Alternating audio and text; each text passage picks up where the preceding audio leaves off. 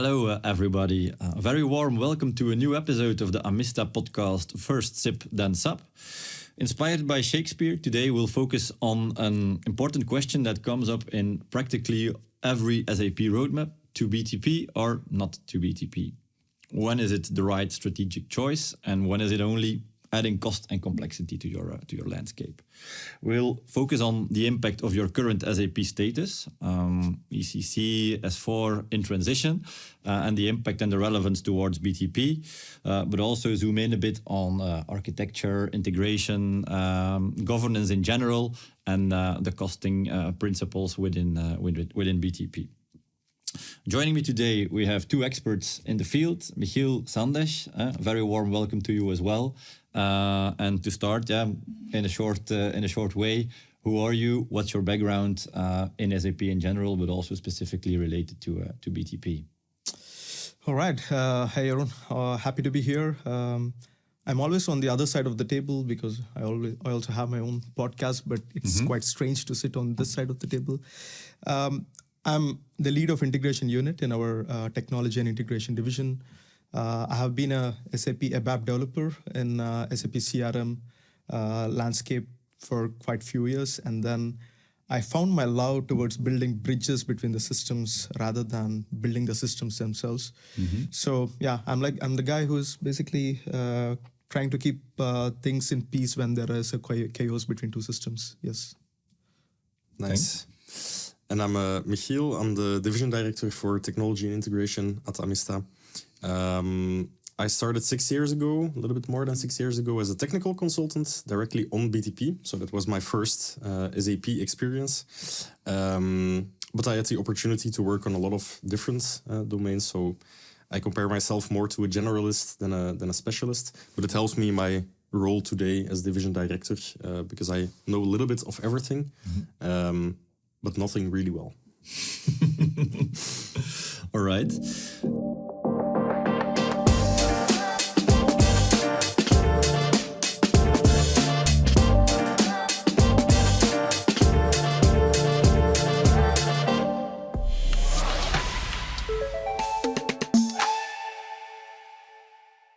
First of all, to set the scene right, some of the listeners probably are already quite experienced in the BTP landscape. For some, it might still be quite new and a complete black box. To make that clear for everybody, how should we describe the BTP platform and the capabilities? I'm going to use the analogy I always use in our teams as well. For me, the business technology platform is like a box of Lego. You have a lot of building blocks that you can use to build your own solution, to build your own house. But you also have already pre-built blocks that can be used in your processes. So you don't always have to start from scratch. You have the possibility to do everything in the flexible way, the way you want it, but you also get a lot of pre-built blocks already that already take care of parts of a certain process. So that's why I always compare BTP with a box of Legos. I like this analogy quite a lot because in the daily business that we do with the customers, it's always a challenge to explain what BTP is about. Even seasoned SAP people who are working in the ERP landscape for many years, for them, it's still a black box. They don't understand what it really offers. But for me, BTP is not a technical tool, but it's more an architectural choice an enterprise can take. Why? Because BTP can be that deciding platform for the next 15 or 20 years of your SAP landscape. So companies must treat BTP as a foundation layer of your SAP landscape. Okay. Sounds like something like a must-have within your SAP landscape, I would say. But among the listeners we have, I think many organizations are in a different phase of their SAP journey. So I think that's a question that's very relevant for them. What is the impact on being on ECC or being on S4 or being in transition and the relevance of BTP at that moment? What's the impact actually of the current status of their journey and the potential of BTP?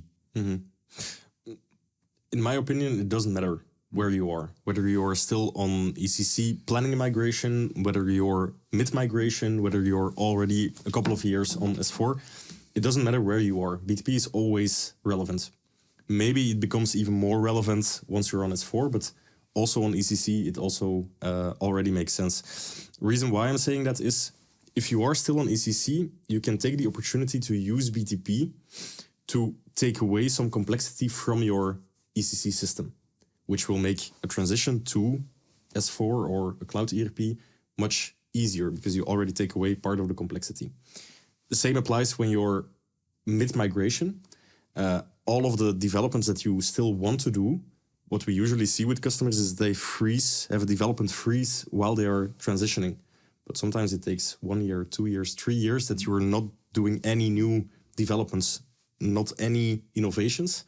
By using BTP, you can already do it. There is no reason why you wouldn't develop still, but then in the new way of developing, the new way of thinking, let's say the architectural choice that Sandesh was referring to. And once you're on S4, of course, then BTP should be your central platform for all of the extensibilities you want to do, the integrations you want to build. So once again, I think on every stage, it makes sense to already use BTP, but maybe it becomes even more important the further you are in the life cycle. I agree with you in a way. I like to agree on many things with you, but I disagree a little bit here because a lot of people I speak with, they are like, okay, we will use BTP once we have onboarded onto S4 journey. It's like, yeah, I'm going to eat healthy after running a marathon. Yeah. But that's exactly my point. You shouldn't wait before you're on S4. You can already start now. You shouldn't wait for innovations to happen after you have migrated. Already do it now. Take the time. You have the time now. Although we have to be honest, of course, it's already a big project normally, such a migration. But if you see any possibilities to already take away some complexity, to build some innovations, no reason to wait. Like you were saying, indeed, no reason to wait to eat healthy after a marathon. Yeah. And if we try to do that, how do organizations manage that? Do they approach it with the typical waterfall approach, the more classic way, let's say, like we do the analysis in the beginning and we make the entire blueprint of our SAP landscape and the role of BTP in it? Or is it more the agile approach where we see what kind of challenges appear during the migration or what kind of opportunities we see? How do you feel about it? What's the most used approach, let's say, in customers that we have? Yeah, it's always a debatable point to really decide on which strategy is good. But honestly, in my opinion, waterfall approach will not work well when you want to get onto the BTP journey. Why? Because typically when everybody starts with the BTP, you will try to put everything in your scope, initial scope, like, okay, I'm going to build these integrations, I'm going to build these extensions, I'm going to build these automations. But it always happens that in this long journey of migrating from ECC to S4, where you have written a lot of Z code, user exits in ECC for the last 15, 20 years, you will discover a lot of things in this journey. Like there is some hidden magic, hidden custom process which is running in ECC buried somewhere, and you want to move that to BTP in the mid of the project. So you discover a lot of these little things that you want to move to BTP. So you got to be pragmatic, but dynamic in this approach where you onboard new stuff when you discover to be on the BTP platform. We've seen it plenty of times already. Thinking upfront, okay, we need these 5 integrations, and that's going to be it. We're going to build this on BTP, and then we're good to go. But then during the migration, they suddenly find 20 other background jobs running in ECC that also need to be migrated. So you need to be flexible indeed in your approach, and that's why I think Agile works a lot better. What I also think is important is it's implementing BTP isn't a one-off project. It's not a one-time project. It's a more way of thinking on how to develop and where to develop it. So you cannot define upfront everything that you need to do. It's, like you were saying, a journey where you get into, and it should be a reflex when you want to develop something. Okay, let's consider BTP for this development. Okay. I think we already touched on a very important topic, let's say, the current status of the SAP landscape where the organization is in. And it brings us to the next topic, let's say, clean core.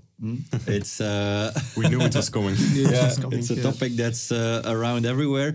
It really is the new mantra of SAP, but that brings me to the question, is it only a marketing line, which SAP is quite good in, let's say, in making these kind of statements. So is it only that marketing line, or is it actually already something that's being put to practice by organizations that's been adopted? I was really looking forward for this question because I knew it's going to come. One thing, the clean core is not a punchline anymore. SAP has been using it for quite a long time. Even now, it's still, if you just run into any marketing slides of SAP, it's always there on one of the first few slides. But in my opinion, it's not a punchline. It's not a kind of a tagline of SAP. It's put in reality by all the customers now, because they know the pain that they carry with the custom code in ECC for so many years. So they know how these custom code can slow down your upgrades whenever you want. Even on ECC, if you want to upgrade to a new version, it's such a painful thing if you have such custom integrations, custom workflows built. So the SAP program managers also in every organization, they're gambling with these deadlines from SAP that ECC's end of maintenance is approaching 2027, 2030. So we need to really upgrade our systems. So they're really exhausted with this, catching up with these deadlines. So in the future, they want to be in a state where, okay, if I want to upgrade my ERP system, it should be a smooth journey.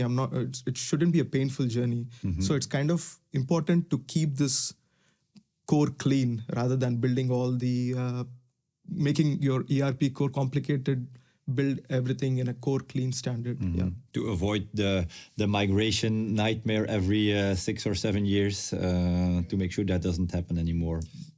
But I heard you say, we know it's important, and we do. We know it's important. And even our customers know it's important. In a lot of meetings, we hear it. Clean core, clean core, clean core. But then on a Friday afternoon, custom development, bang, just on stack in the ERP system. We all forgot about clean core. Been there, done that.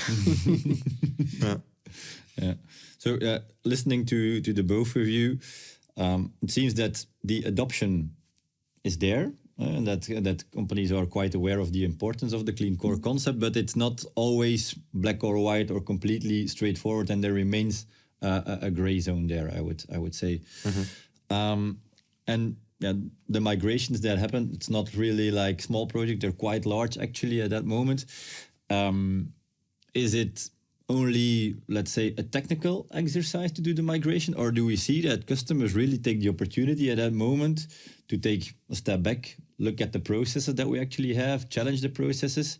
I think the answer is yes, because we hear it when we talk to customers. But then I think it's difficult to find the balance in what are we going to do when it comes to process standardization? What is SAP core, let's say? What are the capabilities of BTP? Yeah, how do you feel about the total concept of all those things together? How do organizations manage that? What we often hear as well is the FITO standard. It's important. But why is it important? The past years, I've seen a lot of customers that say, yeah, but we are unique. We have unique processes. That's why we need all of these custom developments, because we're not the same as all of the other companies. In reality, I beg to differ. I don't believe that they're unique. Their processes are exactly the same for most of them. So the FITO standard, yes, definitely needed. We need to work first on the functional processes and make sure that these processes are standardized. But then, of course, you always have reason to deviate a little bit. Maybe not of the process itself, but maybe you want to extend it. Maybe you want to expose something to external people that you don't want to do in your ERP system itself.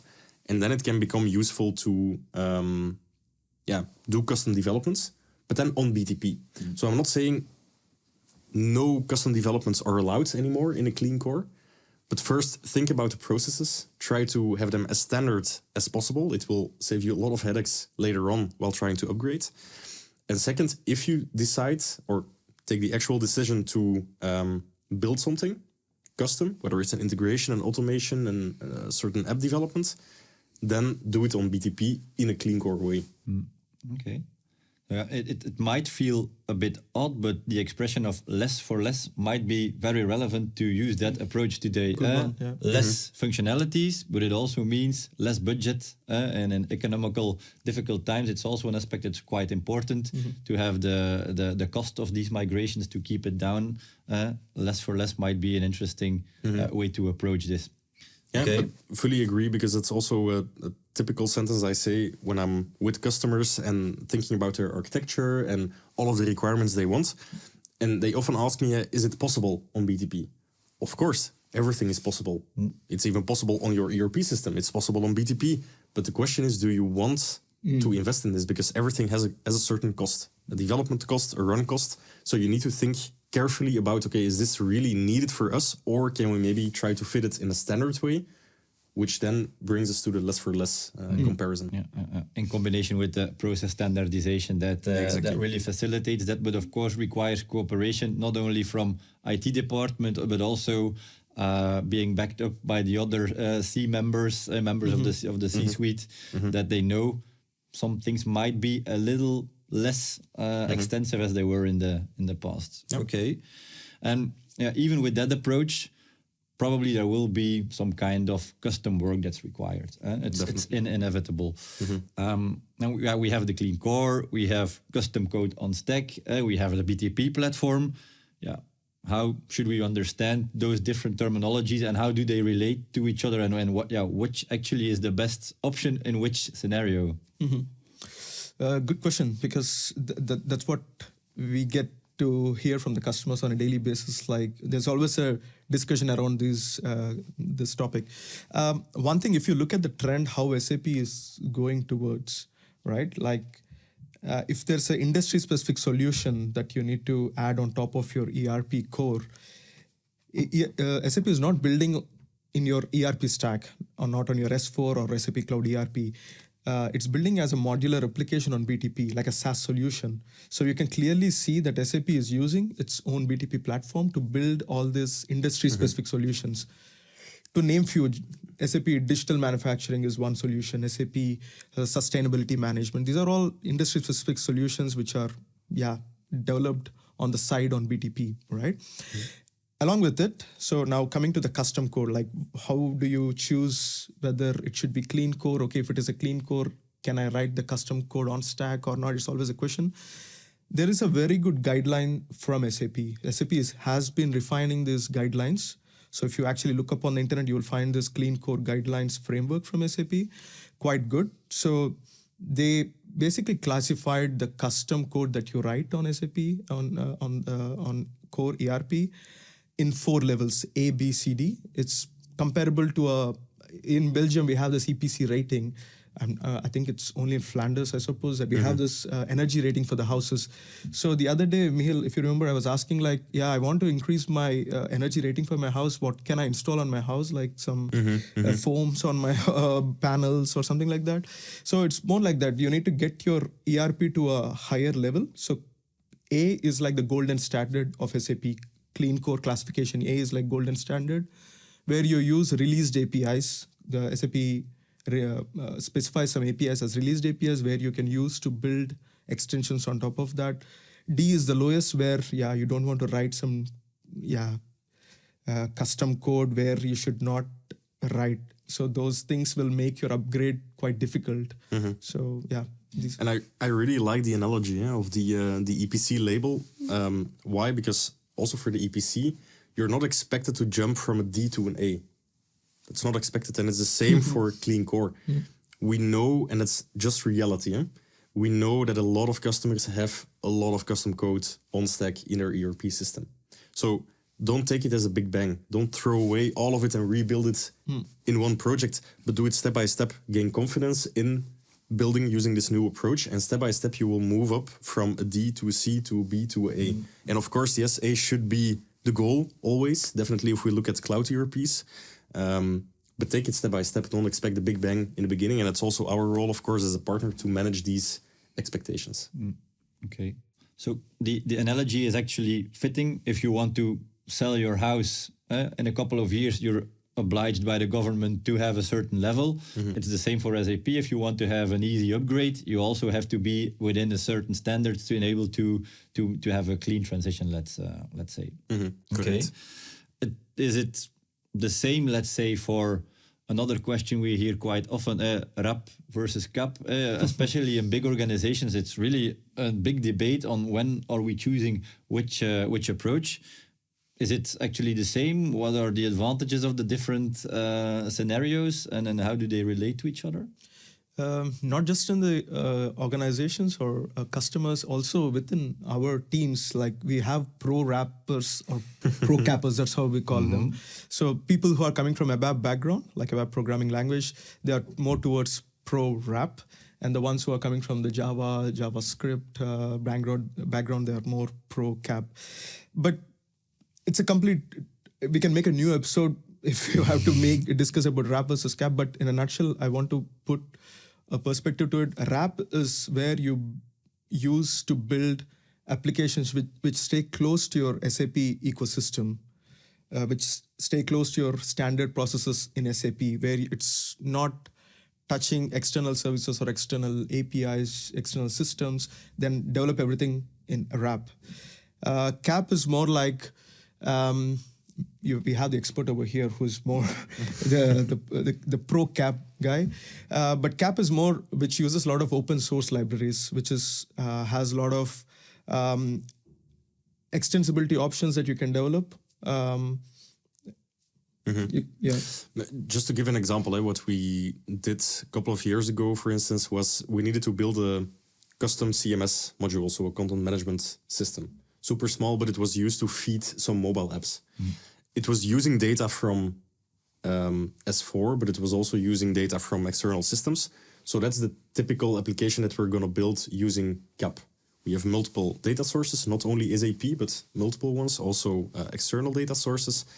But we want to build it in a friendly way, so that's when we use CAP.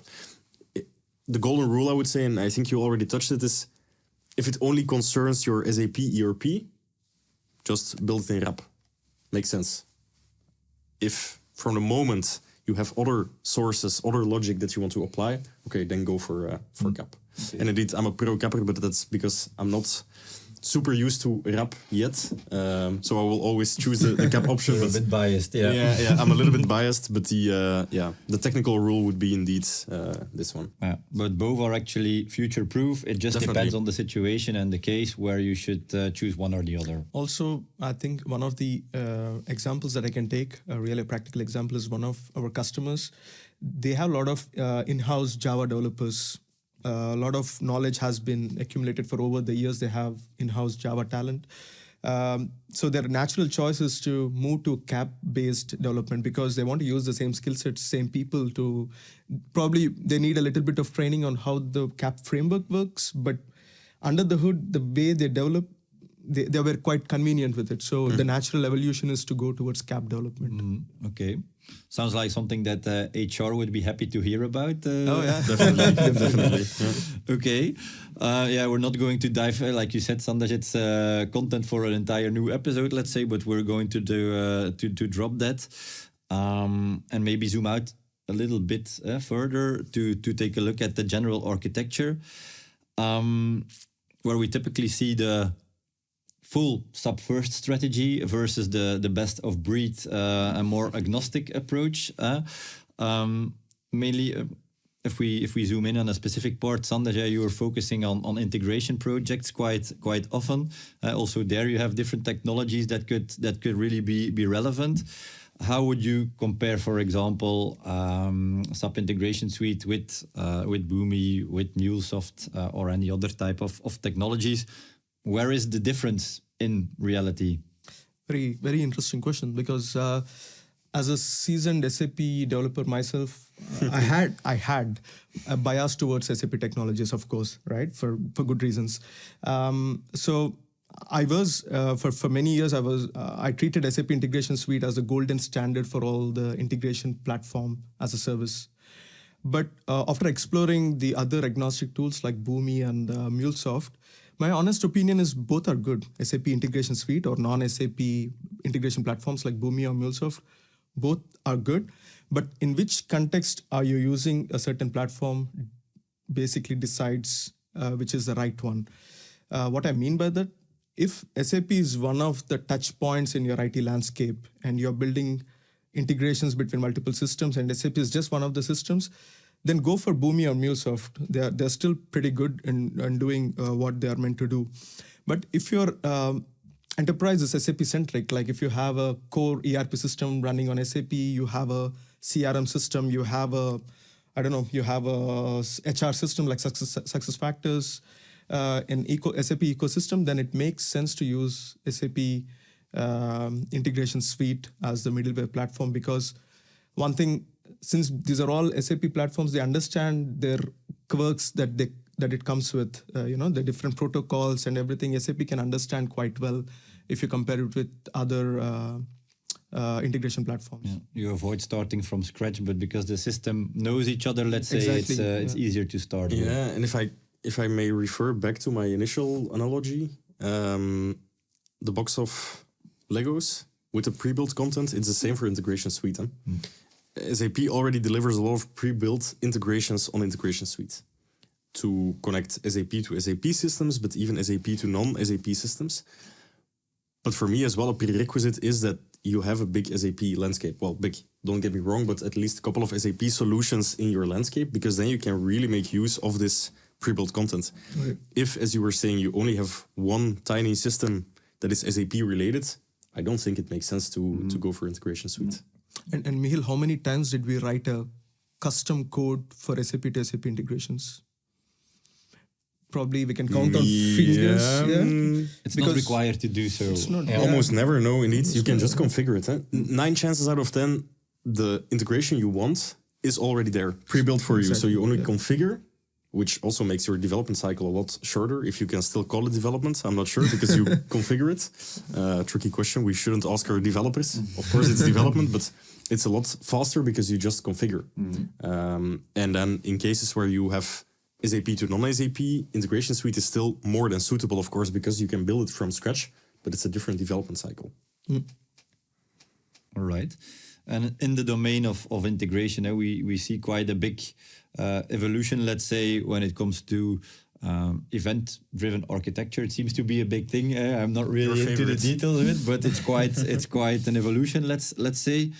Yeah, what is it exactly? And then, how important is this becoming, and why is this such a success, that kind of concept? Yeah, I think off late, if I look back last couple of years, there's a lot of attention towards event-driven architectures, not just from it's not a sales buzz or a marketing buzz. It's really coming organically from the organizations. Like every solution architect who is designing a new solution, they want to think from that perspective. How can I bring events to my integrations and such stuff? However, to just simplify what value it brings, event-driven architecture, every organization does not like having bad jobs running in their integration platforms. They don't want to call an external system every minute or so. They just want to get real-time updates from the systems where these changes happen, right? So event-driven architectures actually address that problem. So you don't need to call an external system asking, hey, do you have some modification that happened in the last 1 minute? You don't want to call every 1 minute, 24 hours, right? You just want to get updates when it just happens. So that is what the value it brings. To make it super practical, because I know you're not super technical, and I will try to explain it in a non-technical way, but compare it to your phone. If I send you a message, you will get a push notification on your phone. You will immediately see that I sent you a message. And that's also what event-based architectures do. Something happens in system A, it sends out an event, so system B is notified immediately. Imagine now how it used to be, where you have to take your phone every 15 minutes, refresh, and look if any updates happened. That's not the way we operate anymore. Not personally, but also not professionally. And that's why event-based integrations get more and more importance. And I would even say that customers who switched or partially switched already from batch processing to event-based integrations, I don't know anyone who wants to go back to this batch-based processing. So it's indeed the way forward. Okay. Was quite a good explanation. Thanks for that, Michiel. I appreciate it. And if I hear correctly, it seems it's important to really think about how are we doing things or how are we organizing it. And actually, that brings us to the next topic: is governance in general. When we work with BTP, so useful to maybe dive a bit deeper into that topic. What we hear quite often is that it's quite challenging to keep track of. We start with BTP, but then all kind of things start to happen. It's really difficult to keep track of what's exactly happening, also on maintaining the costs that we have there. So getting the right governance in place seems crucial. So what would be the advice to customers that really feel the same pain? Right. I think the decision to get on board with BTP, of course, every organization goes through that phase, a lot of discussions, a lot of, what we discussed so far. But once they're on BTP, they are very enthusiastic to start building everything rapidly on BTP because now they have a license, they have a platform. Come on, let's build up everything on BTP. They may, especially bigger organizations, they work with multiple vendors. Then everybody's on board on BTP and everybody tries to plant some seeds in BTP and they leave it and they have no idea what it has grown into, right? So it's quite important to have that governance around BTP at the start of the project. And we also see a lot of customers coming to Amista to help them to basically create a governance around BTP because they know the pain if you don't have any governance, what it will grow into. Mm-hmm. But that's typically what we see. And once we come in, we see a BTP landscape, whether it's big or small, where everybody has worked on, but nobody thought about governance, which is equally important because on your ERP system, you have the governance. Everybody has it. Every customer has their security teams, the development teams, and so on. But on BTP, we tend to forget it suddenly. So governance indeed is quite important. And two things I want to mention there.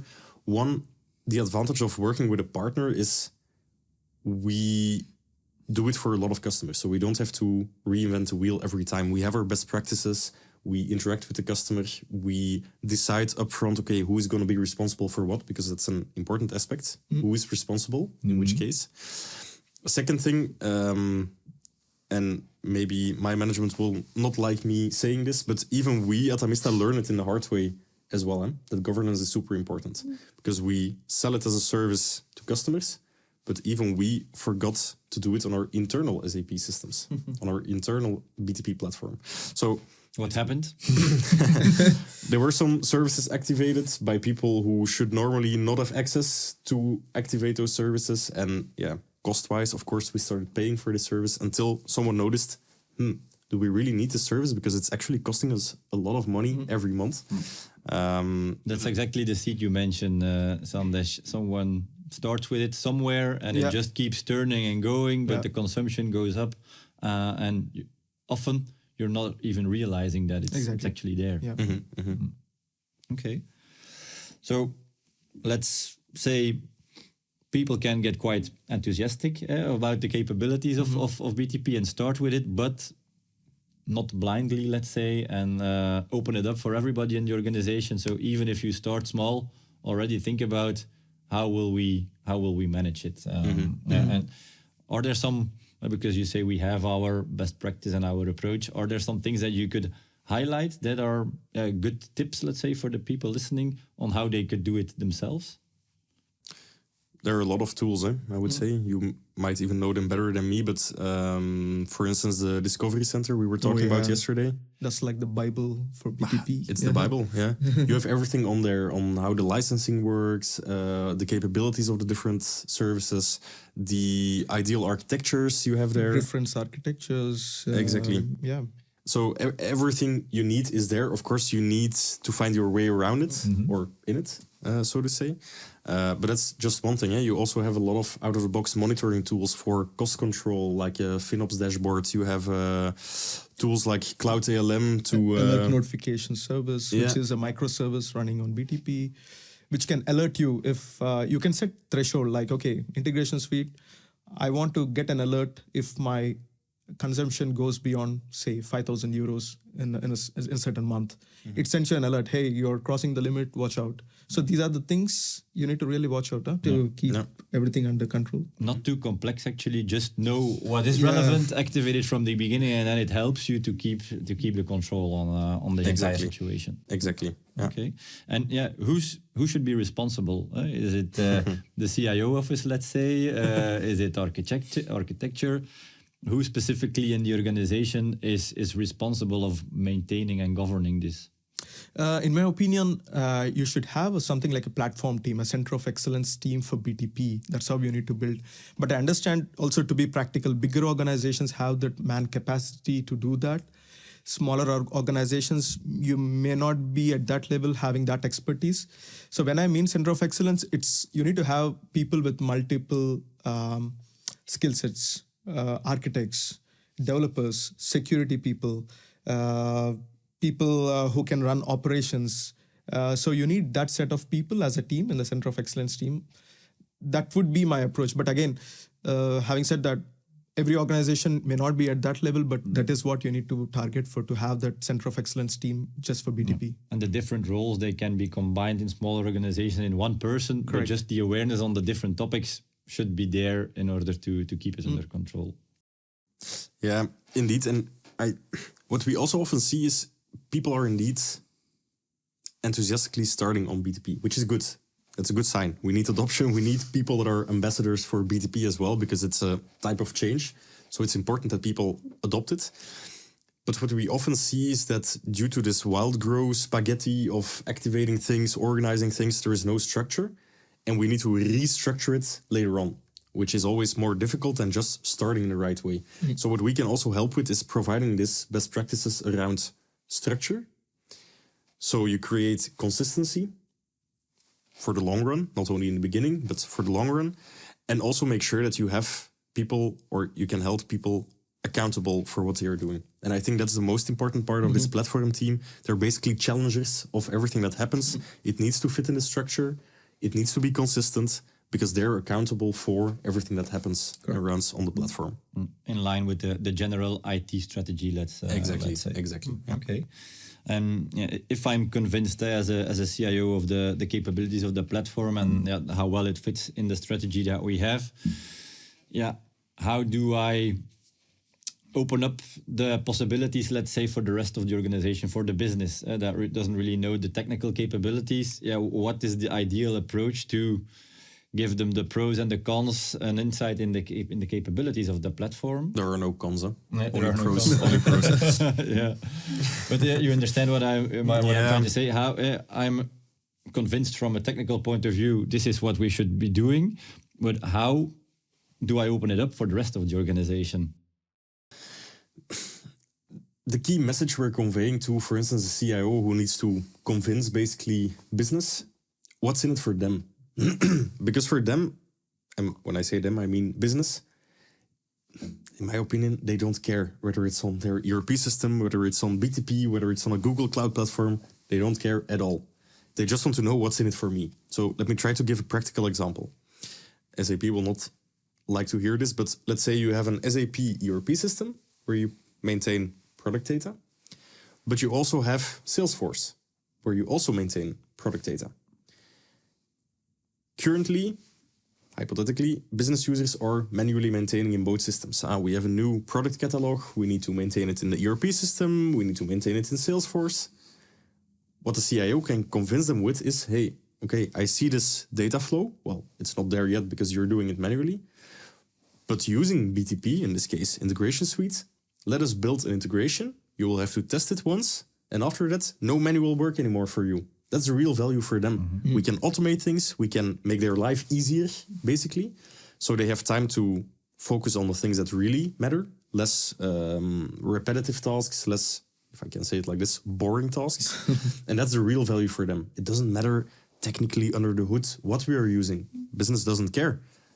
As long as we can create more flexibility in their job, as long as we can create more added value for them. So that's why I was starting with what's in it for them. That's the key message. We Not need to what's convey. under the hood, but only what Exactly. delivers it to them. Stay away from the technicalities, but really focus on the added value business-wise for them and personally.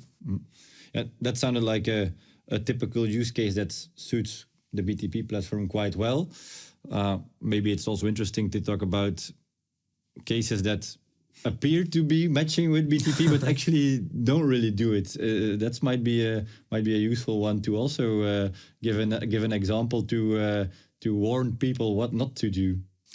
For me, I have simple 2 rules. One is if you're building an application which stays closer to your SAP logic, build it on SAP. Simple. If you have heavy lifting to be done, like if you want to run a heavy machine learning algorithm to be run somewhere, technically, yes, probably you can run it on BTP, but yeah, you have better choices there in the market like AWS, hyperscalers, GCP or Azure for that matter. You can run those models over there. But for BTP, if you want to build something really close to SAP, you want to extend your standard processes with some side-by-side extensibility, go for BTP. Yeah. If I can even, or smash it even further down, for me the trick is simple. If SAP is the center of gravity, BTP fits naturally.